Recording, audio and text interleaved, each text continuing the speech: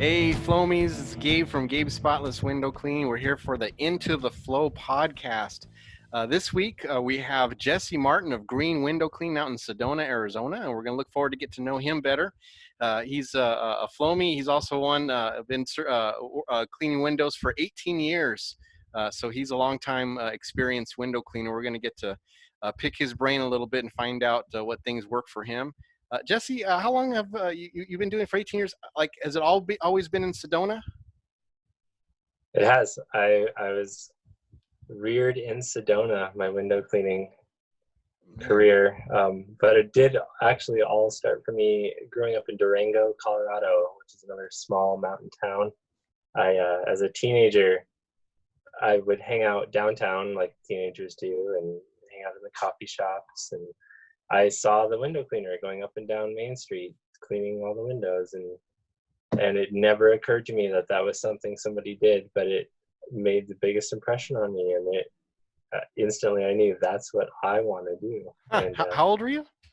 I was probably 16 or 17 when that experience really solidified itself. I had a few other interactions. I was a rock climber growing up in Colorado, so the first pair of rock climbing shoes I ever bought was from a window cleaner. A guy who he sold me his shoes. I was and asked him, "What do you do for work?" And he said, "He cleans windows." So it put into my head that that's what these athletic rock climbing people, this is how they support themselves, is they clean windows. And, so then fast forward to 2002, I was living in Sedona, and I was 19 years old and met a local window cleaner here in town. And I told him that, hey, I've always wanted to do this. Will you hire me? Can I work with you? And that was how I got started. Wow. So no family involvement, and so no other. Not at all. Did you have any family who knew how to run a business? My father was really good with, he had run businesses in the past, selling like an appliance store. He owned an appliance store, and then he managed health food stores later on in his career. So he was comfortable with owning businesses, but I had to this was something different, Yeah. Window cleaning is a little different. So how long did it take you to finally feel like you were a businessman? Because obviously you're first learning how to clean windows, period, and then you're learning how to run a business. How many years into your business do you feel like you actually then had like, okay, I know what I'm doing, I'm running it professionally, and my business is going to stick around? Oh man, it's been 18 years. I'm almost there. Almost got it down. You're still getting it. I bought the business from the guy I worked for in 2000. Oh, okay. So he moved away. Up until then, for 3 years, I was the worker. We were a 2-man operation, and when he moved and offered to sell it to me, and we arranged that, I took over in 2005. So from then on, was my learning how to be a business and a window cleaner. And really, I'm a window cleaner. I'm not a businessman. Yeah. So to this day, I'm still. I've learned quite a bit, though. Yeah. But you have to. Yeah. Yeah, you have to. Did he act as like a mentor to you at all, or did he just say, "Here's your business, you go do it"? Yeah. No, he was definitely a mentor too.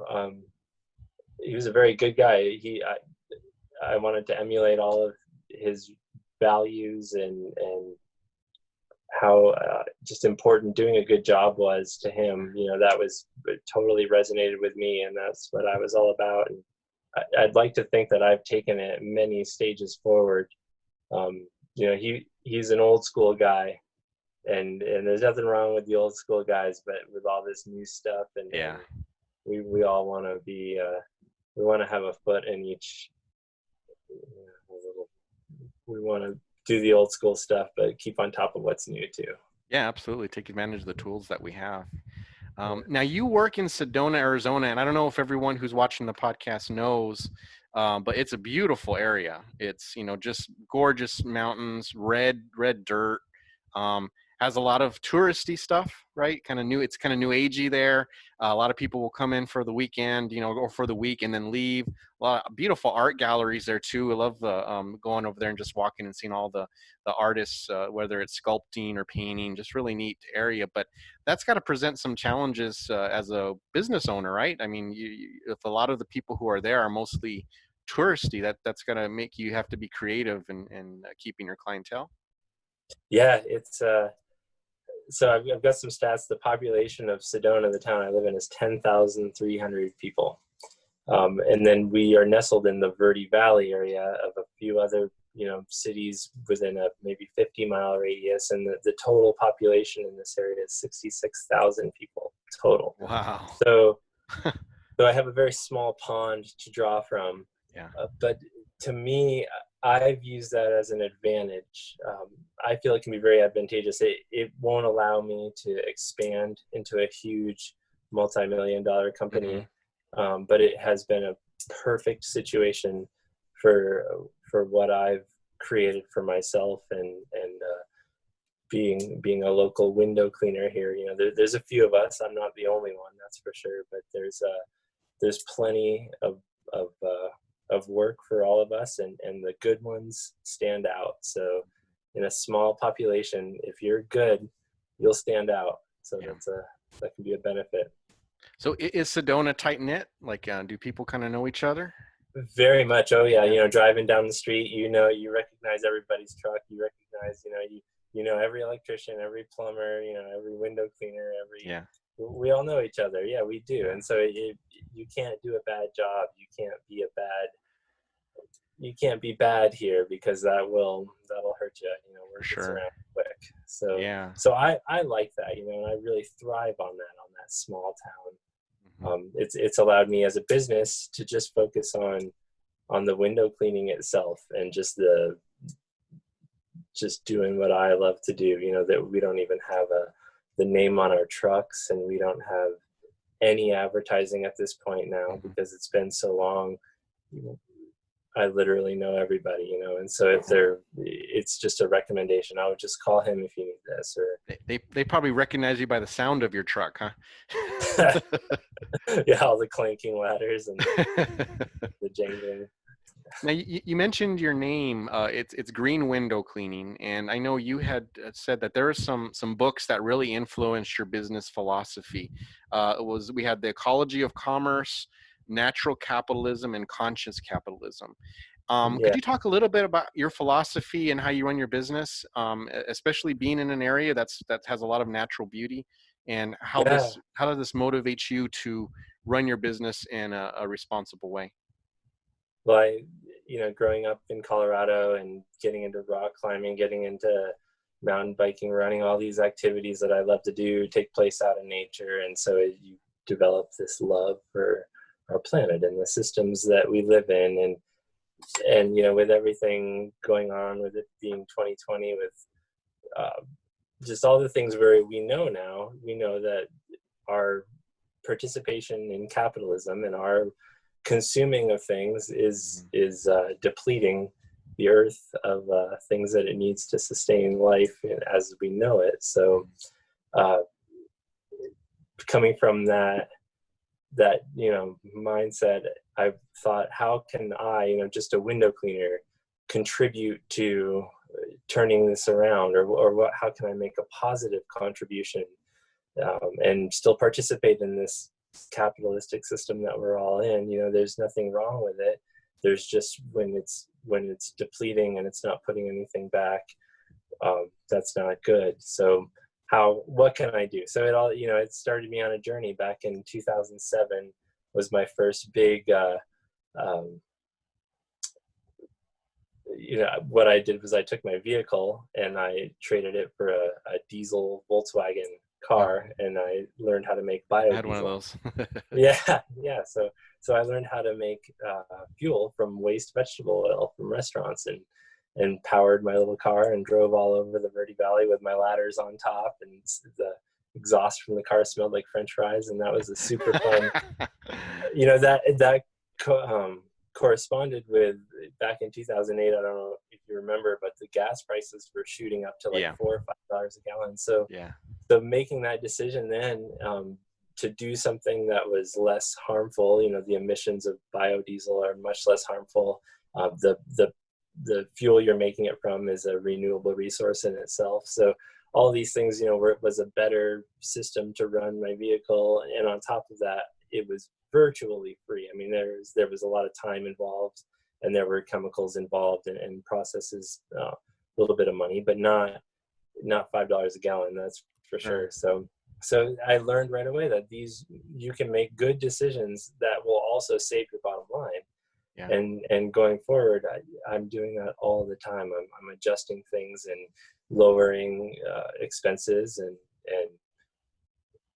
doing things that are just responsible like that, reusing a lot of things, and that I think has contributed to my success in being able to go as long as I have with as little inputs to my system as possible. So what do you do then, like about purchasing? So are there certain vendors that you purchase from because you view them as being more responsible, or how do you manage and navigate that? Because I know with right now, I know for me, there's some things I just cannot get in town, right? I have to order it online, as with most window cleaners. So how do you decide which items or which things you are going to order, and how do you use that to be, ecologically conscious? Well, with our window cleaning supplies, there is no, they're all on a very equal footing. So I don't think that was something, when you start looking at what you can do and what's in your control, the ordering of our window cleaning supplies is out of our control. So that's just, Gotcha. that just is what it is. The soap I use I'm still an Ecover dish soap fan. Ecover. I could never get used to Ecover. Yeah. But I've been tried and true Ecover all Yeah. the time. So I'm still there. I'm still as far as soaps go. I'm a Glass Renew guy too, Sure. like you. So yeah. and using the Glass Renew, if you can fix a piece of glass instead of replacing it, that to me is a much better outlook for Sure. for life on this planet, I suppose. Yeah. But that so I have a lot of ideas. I think the window cleaning industry itself is ripe for a lot of innovation, especially when it comes to doing things a little more, and I hate to use the word sustainably, but that is, there are things we can do that would be much less impactful and make a huge difference. Like, so, what do you have in mind? What are you thinking? Well, so for instance, I know we're going to talk about it later, but we could start now. The tools, the tools we're using. There's been a lot of innovations in water-fed pole technology, which is totally awesome. But I think the old squeegee here has just been sitting idle, since 1936, when the original patent for the Ederace squeegee came out. There have been awesome innovations like the pivoting heads. That's been an incredible change in the squeegee, above and beyond. But I think that just the squeegee itself and some of these simple plastic tools, the buckets and everything, I think we could look at the materials, where they're coming from to make these, and use a lot more, recycled plastics, and use a lot more 3D printing technology is really big. And I know some people are already offering new equipment based on 3D printed things, and so there's a revolution, I think, that's underway. Well, you are a designer of these wooden handles for the squeegees. I'm going to put them up on the screen right here so that our viewers can see on YouTube. All right, so you can see right there, we've got the different types of wood, even, right? What types of wood are used for these squeegees here? Right in that picture there, the scrubber handle is made from some scrap plywood that I had lying around. I actually glued 3 pieces of plywood together and made little turning blocks that I put in the lathe. Obviously, these are lathed out to get that perfect circular shape. So the scrubber that's scrap plywood. That's, to be honest, that's my favorite handle. That thing is it? It's totally cool. It's the coolest looking. And then the other 2 are both made of an Arizona cypress branch. So I have a native Arizona cypress tree in my front yard that Oh, very uh, cool. yeah, I cut a big dead branch off of, and I've made quite a few handles from that.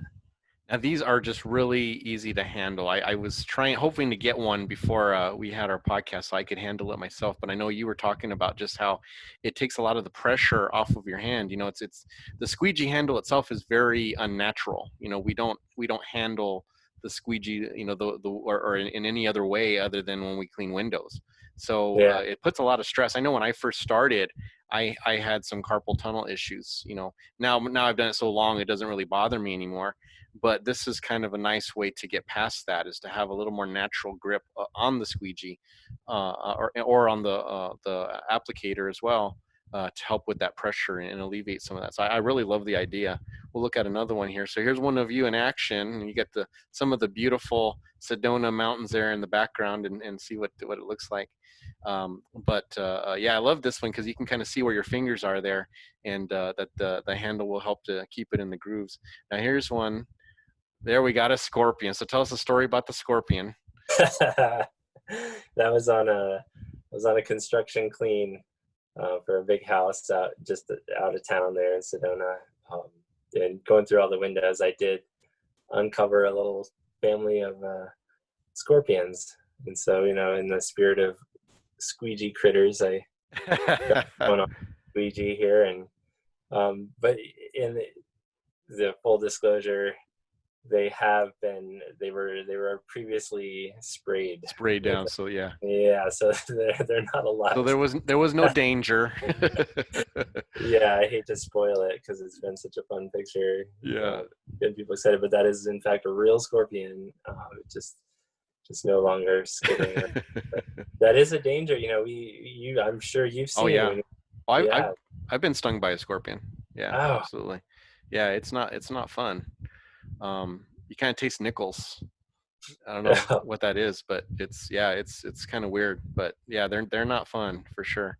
Now this No. handle is a little more smoother. What do you like about that one? It's got the little cactus engraved in it. Yeah, so I was just trying my hand at, you know, can I put little designs in these, and yeah, that's an early iteration. I do go back to that shape though. The guy that was working with me was using that handle primarily too, and he really enjoyed that. Once you start feeling these wood handles, it's really hard to go back to just the metal or the plastic.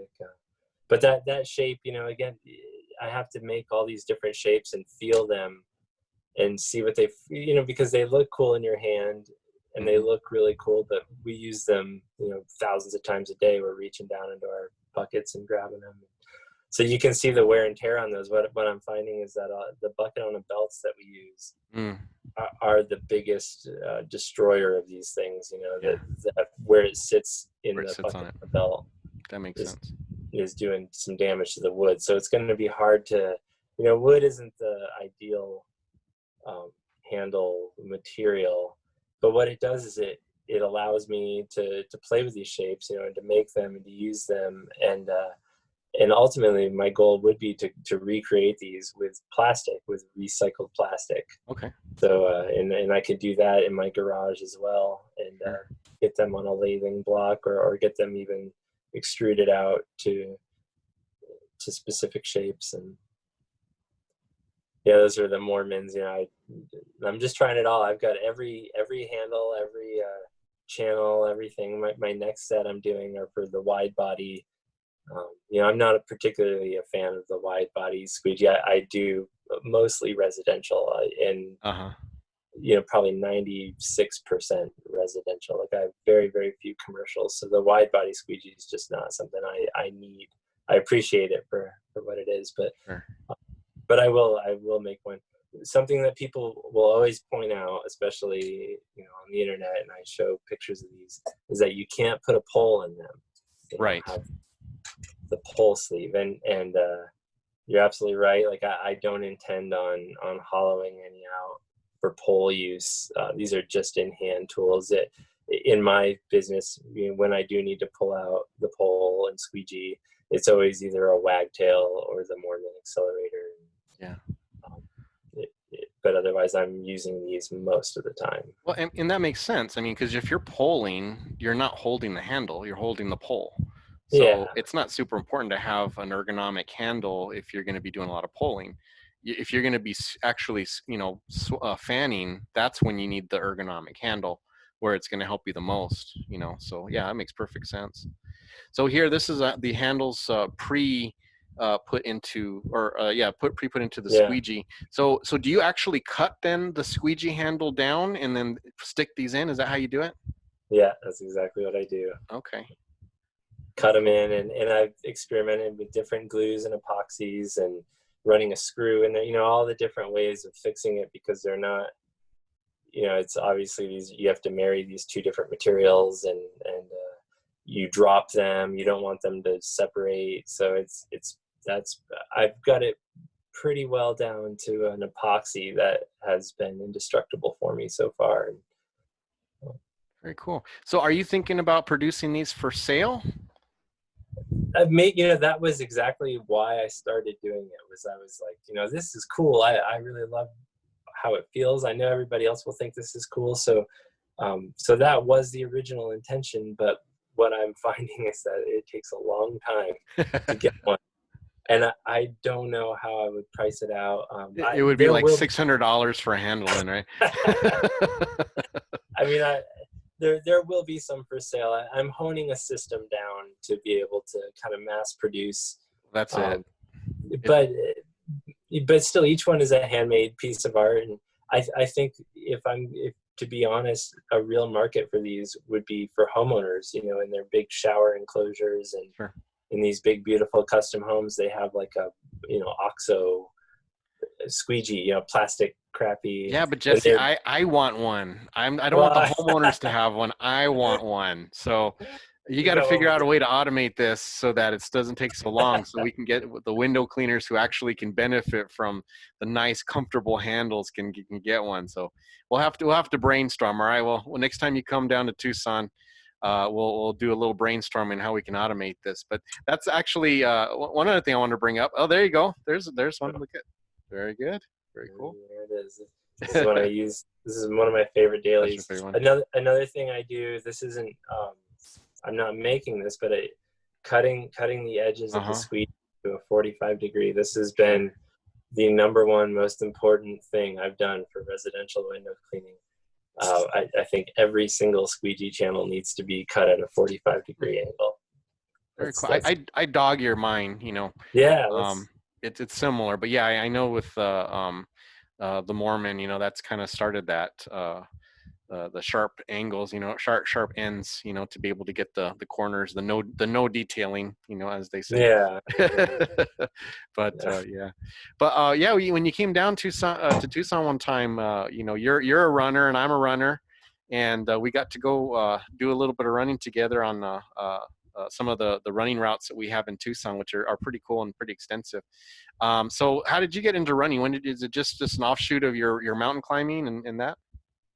Yeah, I guess I don't know what finally lit the fire. Running was something I could never do growing up. I just didn't have the right concept of patience, and I just thought running was something you just went as fast as you could and as long as you could. And so whenever I would try that, it didn't last very long. And but yeah, and it was probably around 2010 that I finally did. A running store opened up in Sedona. Okay. And the people that owned it were a young couple that are good friends of ours today.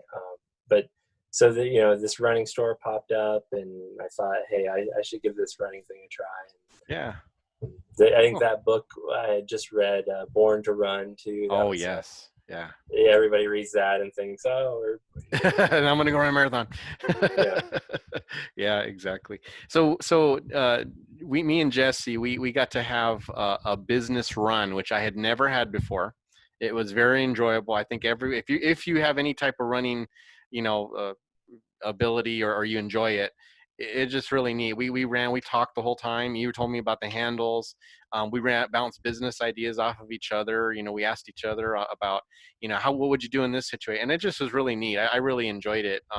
I just think that there's something about the combination of exerting yourself physically and trying to think and solve problems is very unique to running, you know, because it's not like when you're basketball, you are, like you said, you running till you're exhausted, right?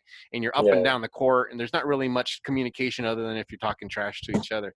But running, even though it is definitely a physical sport, you do kind of get to a level where you're sustaining a certain stamina, and you're not like killing yourself with energy, you know, exerting energy, but you are doing still, you know, you're forcing your body to go at a certain pace. So that combination, it just really kind of helps you to zone in on something. And I know for me personally, when I got a lot of stuff going on and I feel like my brain's running a million miles an hour, you know, if I go run a 5K, you know, that just calms me right down. And oftentimes while I'm running, I can start thinking of solutions. Finally, you know, things start kind of clarifying, and I just that's why I really like it so much. It just is really very much kind of a state of mind that I need sometimes when the business side gets too much or gets overwhelming, or just even just gets clouded with all the nonsense, you know. Yeah. Yeah, that was real fun. We'll have to do it again. I'd recommend other window cleaners all get to know each other there and I, share these experiences, because that was you know, Gabe lives 4 hours away from me, so we're not terribly far away from each other, but we're close enough to, yeah, we should make this a we got to thing. make that, we got to make that happen. We got to get other cleaners to do that as well. Yeah. Well, Jesse, I really appreciate your time, man. Thank you so much for talking with us, and I wish you well in Sedona, and your company continues to do. One other thing too, I think I really wanted to mention what I really appreciate about your business, and you mentioned it earlier in the podcast, was, you know, a lot of the the idea or the mentality in business in general, but even in window cleaning, is to go and make as much money as you can, and go promote, grow, you know. And the downside of that is, you know, there's definitely a rhythm to growing your business, you know. And if you go too fast, it's bad. If you go too slow, it's bad. But you can also find that right pace for you, and you can be satisfied with it. And I think you're a nice example of that, of where, you know, you could have the attitude of, hey, this is a small town, I'm going to get all the jobs that I can get, and if the other guys can't keep up, well, that's too bad. But you found a nice niche where you can still get along with your competitors, but you let your quality stand out, and that's why you've been able to last for 18 years, you know. And so it's a nice balance of, hey, I'm still gonna do my best, and I'm gonna be a good businessman, but I also can learn to be satisfied with the growth of my business. I think that's a good lesson for everybody. I know for me, the area that I'm in, I have a pretty good relationship with most of my competitors, and I've worked hard at that. You know, because I feel that if when things become cutthroat, I think you lose the joy and the purpose of what owning a business can be. You know, which is, it's not just about making money. There's so many other things, and for everyone's different. Supporting nonprofits, for some supporting your family, having more time for your family, you know, this and that. But I think you've really found a nice niche in your area where it's perfect for your family, along with you know, your wife works full time, and now you guys just really have got it to where it's at. And I think that's a nice place for all of us to be able to aspire to get to. So thanks Yeah, for you know, setting that example. it's a lifestyle. Window cleaning is a lifestyle occupation, so Mm, that um, you know, and as far as mentioning, you know, our competitors and stuff like that, they are our biggest teachers. yeah. Is you know, we look to them and learn, Mm, and then we take what we learn, and yeah, and as long as, you know, if you're an individual who's, it is important to be that business and grow, and then by all means this is a tool to do that. But if you're also somebody who's looking for a lifestyle, mhm. this is the ultimate lifestyle work. So Yeah, that's it is. that's the we You, found. you know, a window cleaning, it's all whatever your results are is going to be what you become, you know. So if you are a really good window cleaner and you've got really good customer service, you're going to last, you know. And that's what's the neat thing about it, is even if the competition gets, you know, there's more people entering in, you just do your thing, your customers are going to stay loyal to you. I mean, I've got customers that have been with me for 20 years, you know, they've Yeah, stuck with me that long. and it's you just have to continually work to be consistent at what you do to make sure you do a good job. And if you do that, window cleaning is just one of those that, you know, you can, like you say, you can just settle in a niche and last, you know. So it's good. But anyways, thanks again, Jesse. Appreciate the time, and we look forward to the next run that we get to do. Okay. Thanks. Awesome. Thanks. Good talking to you. Yeah, good talking to you too. Well, that's it, Flomies. We appreciate your time, and we look forward to the next podcast. But until then, please stay into the flow, and please keep doing all you can to keep those windows clean. Thanks.